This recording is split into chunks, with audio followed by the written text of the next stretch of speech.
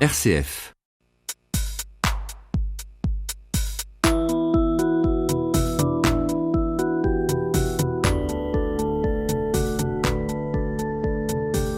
La chronique nivernaise des droits humains, la mensuelle d'Amnesty International, groupe de Nevers, numéro 172. Une émission présentée par Patrick Noyon. Chers auditeurs de RCF, bonjour. Bienvenue dans l'émission La chronique nivernaise des droits humains, une émission proposée par le groupe nivernais d'Amnesty International. Nous sommes aujourd'hui en compagnie de Josette Worzenman. Bonjour Josette. Bonjour.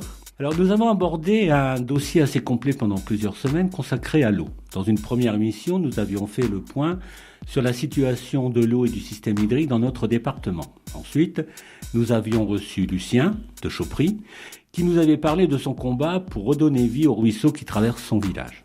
Nous allons aujourd'hui aborder la question de l'eau au Moyen-Orient et les enjeux stratégiques. Les géopoliticiens annoncent des guerres de l'eau aussi dures que celles pour le pétrole. L'eau est une ressource stratégique, indispensable à la vie, à la flore, à la faune des hommes, et donc un enjeu qui relève de la survie et de la sécurité alimentaire, qui suscite de l'intérêt auprès des États qui sont prêts à utiliser les forces armées si nécessaire pour en avoir la possession. Josette, pourquoi as-tu choisi le Moyen-Orient ? C'est vrai que les problèmes de l'eau, on en trouve dans le monde entier, avec beaucoup d'acuité, et il fallait bien faire un choix. Donc j'ai choisi le Moyen-Orient parce que c'est quand même une région qui a de gros problèmes de stress hydrique, qui est au cœur de l'actualité et où il y a beaucoup de préjugés sur ce qui se passe, surtout actuellement avec les guerres, les massacres qui nous brisent le cœur.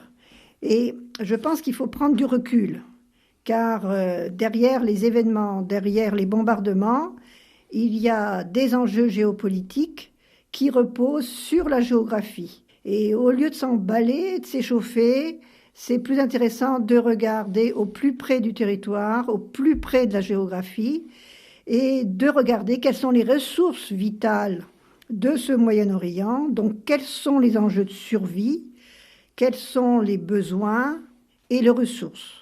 Alors si on prend un terme technique qu'on doit maintenant connaître après avoir rencontré certains spécialistes, le Moyen-Orient est une région en situation de stress hydrique. Voilà, alors déjà, je veux rappeler que le Moyen-Orient n'a pas de définition dans un dictionnaire précise. En fonction de la culture, qu'on soit anglais ou français ou de culture francophone, on utilise Proche-Orient, Moyen-Orient. Il y a une douzaine d'États qui sont concernés. Dans le cadre de l'émission, avec le temps qui m'est consacré, je vais pouvoir seulement parler de 3 ou 4 cas seulement. Et ce n'est pas possible d'envisager les 12 États. Le point commun de ces États, c'est qu'ils cumulent de très grands déserts. Tout le monde connaît le Sahara, le Rouba-el-Khali de la péninsule d'Arabie. Mais il y a aussi des vallées, des plaines fertiles. C'est bien pour ça que ce n'est pas une région vide d'hommes.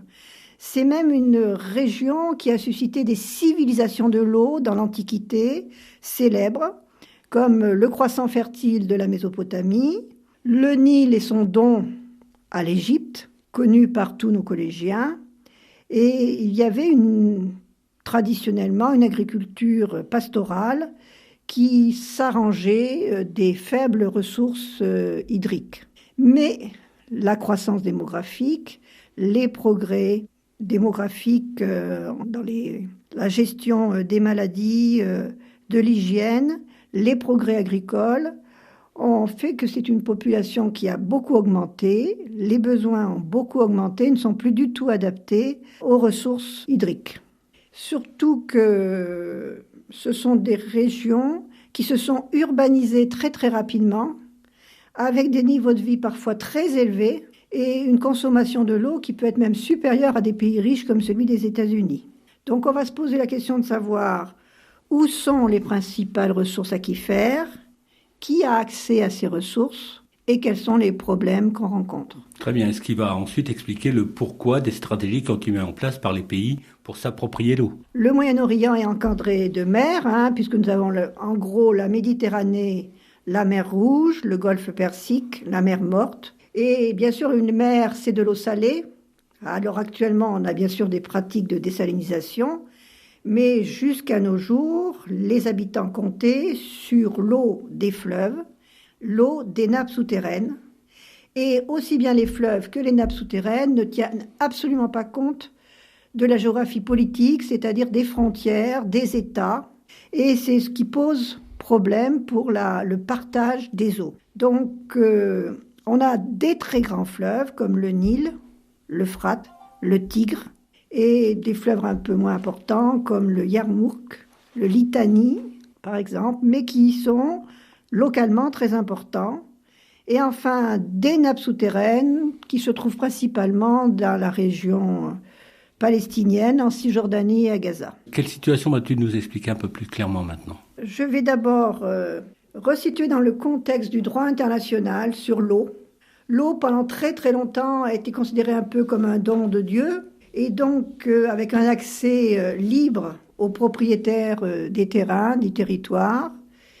Et il n'y a pas de droit international très clair sur la question. En réalité, chaque pays a le droit d'utiliser l'eau comme il lui convient, à partir du moment où il est sur son territoire.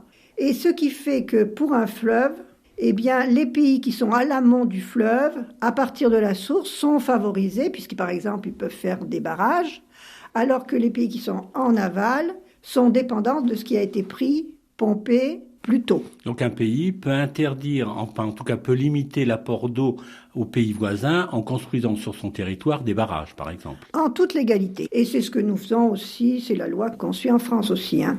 Malgré tout, au fil du temps, avec les problèmes à gérer, on a vu 3 doctrines juridiques concurrentes proposées.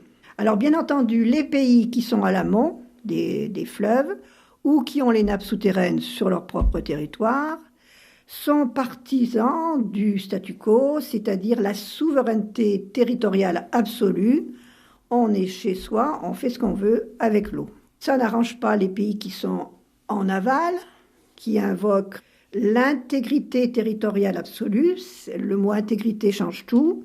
Ça veut dire qu'ils disent que tout le monde a le droit de recevoir de l'eau et que les pays d'amont ne doivent pas tout prendre et en laisser passer. Et enfin, une dernière venue dans les doctrines, celle de la première appropriation. C'est-à-dire que c'est un petit peu lié au principe de la colonisation.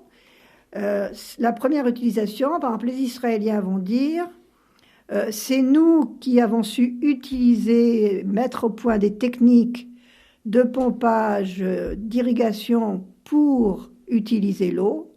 Donc, puisque c'est nous qui nous sommes appropriés l'eau pour en faire quelque chose, ils disent toujours qu'ils ont fait d'un désert un oasis, eh bien c'est normal que cette eau nous appartienne.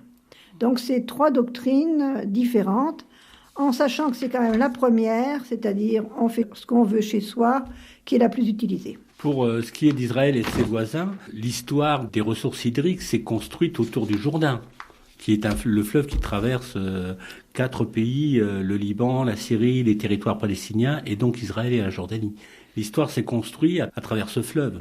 Eh bien, pour Israël, quand l'ONU avait réfléchi à un plan de partage du territoire qu'on appelait alors la Palestine, eh bien, ils ne se sont pas trop réfléchis à ce problème de l'eau. C'est les gens qui ont conçu ce partage, habiter des pays où l'eau n'était pas un problème. Et la carte qu'ils ont prévue, le partage qu'ils ont prévu entre les Palestiniens, l'État palestinien et l'État israélien, donnait quasi la totalité de l'eau aux Palestiniens. Donc les Israéliens ne pouvaient pas l'accepter, ou tout du moins, ils ne l'ont pas accepté. Ils ont donc eu tout de suite une politique stratégique pour se rendre maître des sources. Et ils envisagent leur frontière, qui n'est pas encore définie actuellement légalement, qui intègre, bien entendu, toutes les sources d'eau dont ils ont besoin. Si on regarde une carte d'Israël, de l'État d'Israël et de la Palestine avec le Jourdain et les ressources hydriques, on s'aperçoit, tu me diras si je me trompe, que la colonisation des territoires va de pair avec les ressources hydriques qui sont disponibles. Donc d'après toi, il y a probablement un lien entre l'occupation des territoires occupés et puis la poursuite de la colonisation et les ressources en eau. De toute manière, c'est assez complexe parce que les colons ont pour but de former le grand Israël et donc ils ont pour but de s'étendre et ils ne conçoivent pas qu'il y ait un État palestinien.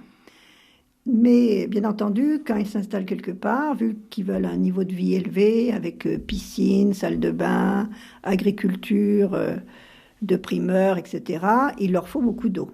Donc en général, la législation israélienne est précise, l'eau dépend de l'État, c'est l'État qui peut donner de l'eau.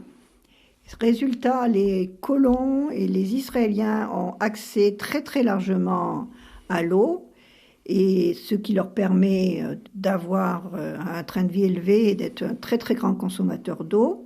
Les Palestiniens n'ont pas le droit de construire de nouveaux puits, beaucoup de leurs sources sont prises.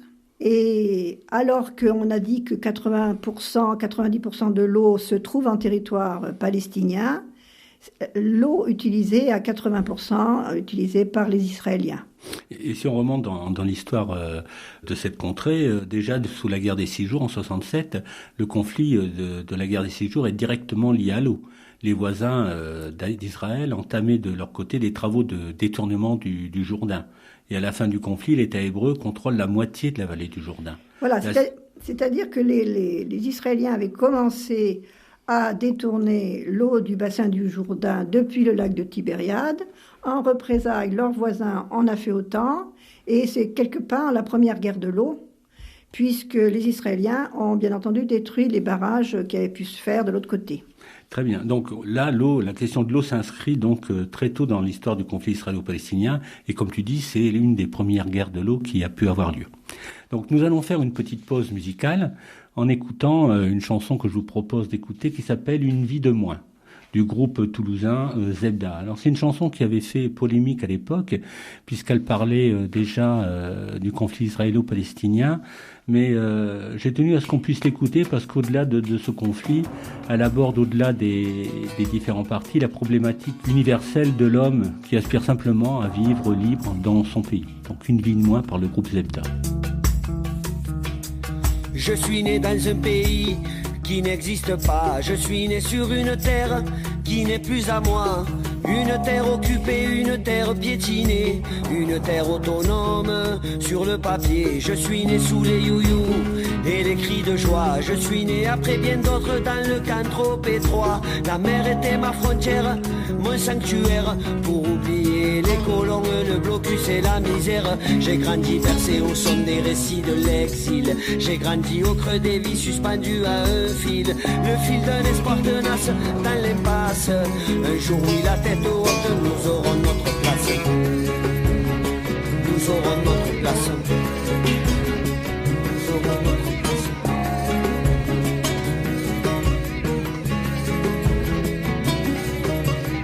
J'ai grandi trop vite entre deuil et oubli. J'ai grandi en tutoyant l'horizon infini. Le sable chaud sous mes pas me portait vers l'au-delà.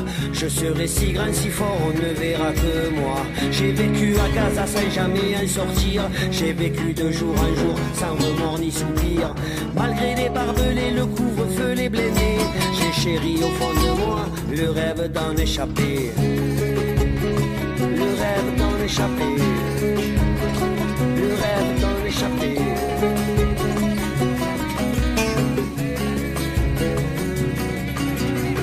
J'ai vécu les vagues humaines de l'intifada. J'ai vécu cortège et grève, drapeau à bout de bras. Nous chantions à plein poumon notre passion, tandis qu'au-dessus de nous paradaient leurs avions. Je suis mort à ton menti d'une balle perdue. Je suis mort assassiné par un homme inconnu qui croyait faire son devoir en tirant dans le brouillard sur des ombres ennemies aux armes dérisoires. Je suis mort comme 1000 autres, 1000 après, 1000 avant. Je suis mort un soir d'automne, un soir de ramadan. Mais je ne voulais que vivre, vivre libre. Je ne voulais qu'être libre. Je ne voulais qu'être libre. Je ne voulais qu'être libre.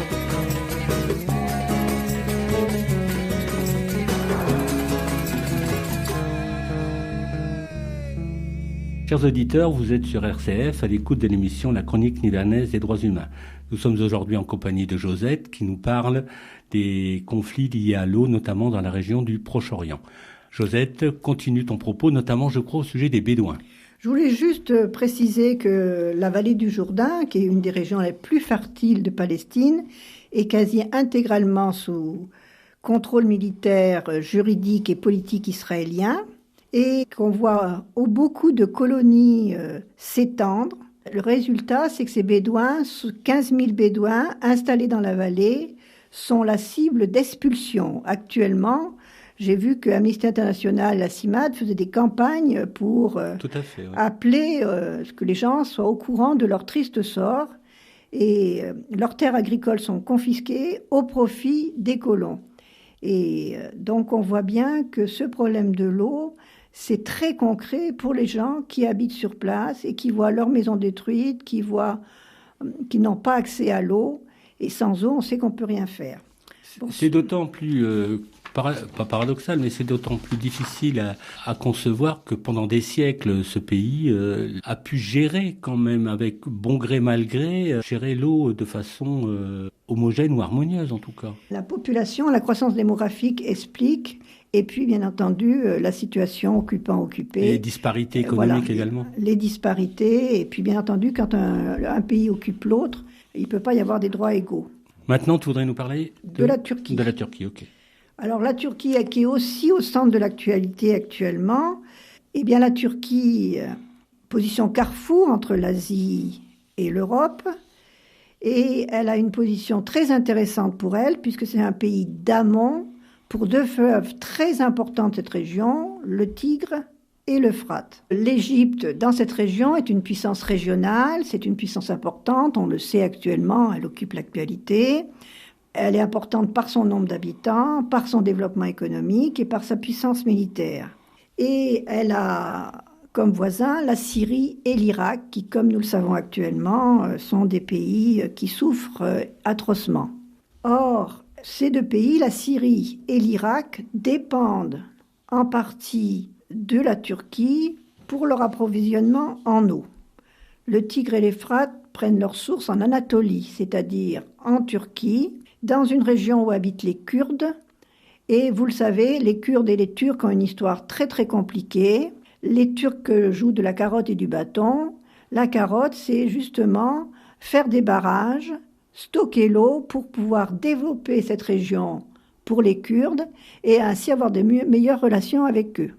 Je sais malheureusement aussi qu'elle a choisi une autre voie actuellement, c'est d'installer des Syriens sunnites qui, du coup, changeraient l'équilibre démographique de la région aux dépens des Kurdes. Donc, la Turquie avait un projet très très fort de développement économique de l'Anatolie, avec 22 barrages de construits. C'est évident que si vous construisez 22 barrages, à l'aval, eh bien, les pays qui sont à l'aval vont en souffrir horriblement et ils auront beaucoup moins d'eau. Donc, c'est par des négociations bilatérales entre ces pays que l'on peut obtenir de bonnes relations. Avant la guerre, la Turquie avait réussi à négocier avec la Syrie. Elle a négocié aussi avec Israël, à qui elle vend de l'eau. Mais bien entendu, tout dépend de la guerre actuelle, des enjeux géopolitiques qui nous dépassent. Mais c'est évident que de toute manière, quelles que soient les négociations qui nous dépassent, l'eau va être au cœur des négociations. C'est des points qui ne sont jamais soulevés par les médias. Les médias préfèrent nous parler de l'événementiel, de nous parler des différences entre les gens, de nous noyer entre les sunnites, les chiites, les alévis, les kurdes. C'est très compliqué, mais en fait, si on considère qu'il y a des hommes qui sont là, qui se partagent un territoire et qui doivent se partager les ressources, je trouve qu'on voit beaucoup plus clair. Est-ce qu'il y a des solutions qui sont envisageables pour que malgré tout, il y ait une certaine universalité de l'eau qui soit reconnue ? Oui, mais avant de parler des solutions, je voulais parler d'un dernier cas, celui de l'Égypte. Okay. puisque l'Égypte est un pays d'aval. Alors normalement, il est défavorisé. Sauf que l'Égypte est une grande puissance depuis longtemps dans cette région et qu'elle avait réussi jusqu'à maintenant à ce que les pays d'amont ne fassent pas de barrage. C'est-à-dire le Soudan, l'Éthiopie, ce sont tous des pays pauvres. Comment ont-ils obtenu ça de ses voisins ? Eh bien, simplement par la force. Voilà, c'est ça, c'est simple. Ils ont menacé de bombarder tout projet de barrage.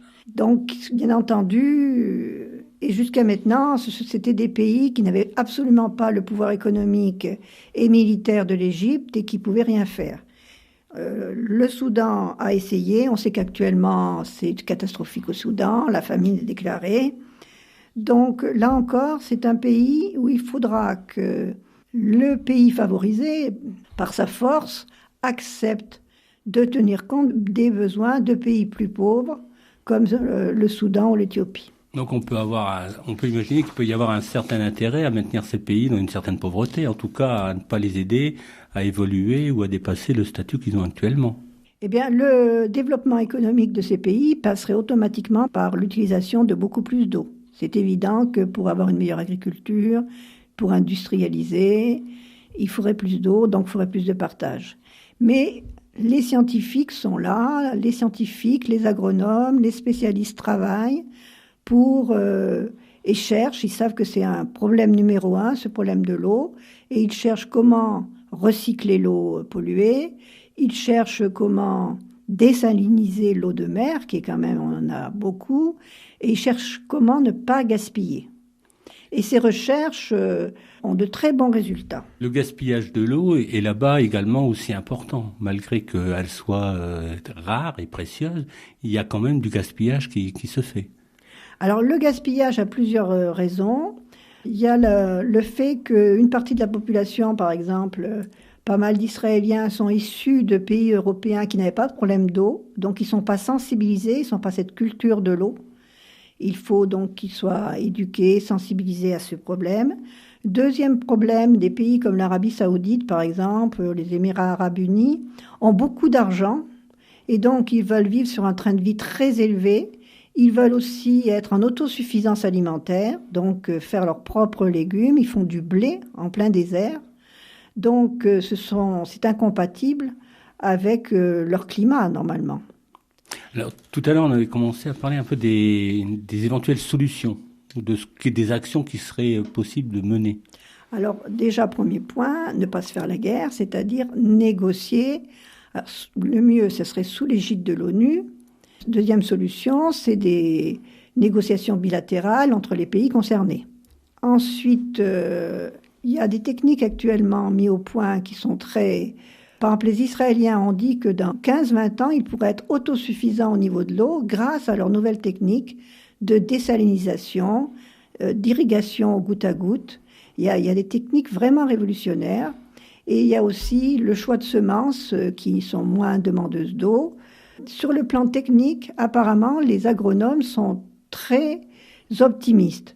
Après, bien entendu, c'est un choix politique. C'est le choix d'aider à ce que ces solutions qui ont été trouvées par les scientifiques soient utilisées. C'est une nouvelle positive que les scientifiques se posent sur le problème et sur le sujet.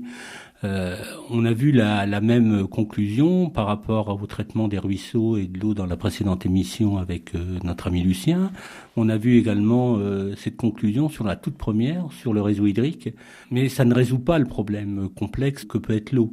On voit bien, en tout cas, à travers ces 3 émissions, que l'eau est vraiment un enjeu majeur et que de ramener simplement cette question à une gestion locale ou à une gestion même de soi-même, de faire attention de ne pas gaspiller, c'est un enjeu universel important qui va au-delà des pays, au-delà des clivages qui peuvent se faire et qu'il faut une prise de conscience là réellement d'une mondialisation des choses pour, j'allais dire, une universalité de la prise en compte de cet élément aussi essentiel qu'est l'eau, parce que pourquoi pas imaginer qu'un jour on soit aussi limité dans ce qui est de respirer un air qu'on voit déjà ô combien pollué. Donc On espère, Josette et moi, que ces 3 émissions auront fait le tour complet du sujet. On reste bien sûr à votre disposition pour répondre à toutes les questions que vous pourrez poser. Alors notre émission est maintenant terminée. Je vous rappelle que vous étiez sur RCF à l'écoute de l'émission La Chronique Nivernaise des droits humains. Vous aussi, vous pouvez être militant en allant sur le site d'Amnesty France et de vous laisser guider par le moteur de recherche pour avoir des actions militantes telles que signer notamment des pétitions en ligne et prendre conscience de toute l'actualité qui concerne les droits humains. Chers auditeurs, Josette et moi, nous vous donnons rendez-vous à une prochaine émission concernant la Chronique Nivernaise des droits humains.